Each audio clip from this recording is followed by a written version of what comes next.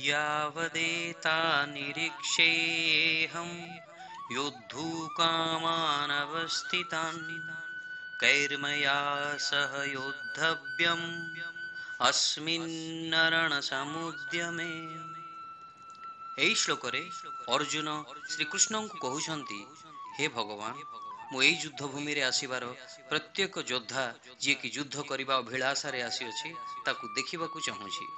ମୁଁ ଦେଖିବାକୁ ଚାହୁଁଛି ଏବଂ ଜାଣିବାକୁ ଚାହୁଁଛି କି ଏହି ଯୁଦ୍ଧ ଭୂମିରେ ମୁଁ କେଉଁ କେଉଁ ଯୋଦ୍ଧା ସାଙ୍ଗରେ ଯୁଦ୍ଧ କରିବାକୁ ଯାଉଛି। ଏବଂ ଯେପର୍ଯ୍ୟନ୍ତ ମୁଁ ଏ ସମସ୍ତଙ୍କୁ ଭଲ ଭାବରେ ନ ଦେଖିବି, ନ ଜାଣିନେବି, ଆପଣ ଦୟାପୂର୍ବକ ରଥକୁ ଏଇଠାରେ ହିଁ ରଖିଥାନ୍ତୁ। ବନ୍ଧୁଗଣ, ଏହି ଶ୍ଲୋକରୁ ଆମକୁ ଗୋଟାଏ ବହୁତ ବଡ଼ ଶିକ୍ଷା ଶିଖିବାକୁ ମିଳେ। ଆମ ସମସ୍ତଙ୍କ ଜୀବନରେ ଅନେକ ପ୍ରକାର ଚ୍ୟାଲେଞ୍ଜ ଦେଖା ଦେଇଥାଏ, ପର୍ସନାଲ କିମ୍ବା ପ୍ରୋଫେସନାଲ। ଆମେ ସମସ୍ତ ପ୍ରକାର ପରିସ୍ଥିତି ଏବଂ ସମସ୍ୟାକୁ ଗୋଟାଏ ଯୁଦ୍ଧ ଭାବରେ ଗ୍ରହଣ କରିବା କଥା ଏବଂ ସମସ୍ତ ସମସ୍ୟାକୁ କିପରି ସମାଧାନ କରି ବିଜୟ ପାଇପାରିବା ତା ବିଷୟରେ ଭାବିବା କଥା। ସେଥିପାଇଁ ଆମକୁ ଅର୍ଜୁନ ପରି ଭାବିବା ଦରକାର।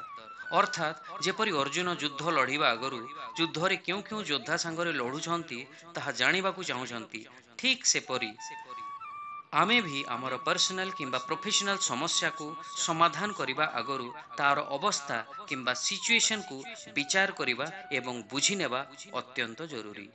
ଶିକ୍ଷା ପରିପକ୍ୱତାର ପ୍ରକୃତ ଚିହ୍ନ ହେଲା ଯେତେବେଳେ କେହି ଆପଣଙ୍କୁ ଆଘାତ କରିଥାଏ ଏବଂ ଆପଣ ତାଙ୍କୁ ଆଘାତ କରିବା ଆଗରୁ ତାଙ୍କ ଅବସ୍ଥାକୁ ବୁଝିବାକୁ ଚେଷ୍ଟା କରିଥାନ୍ତି।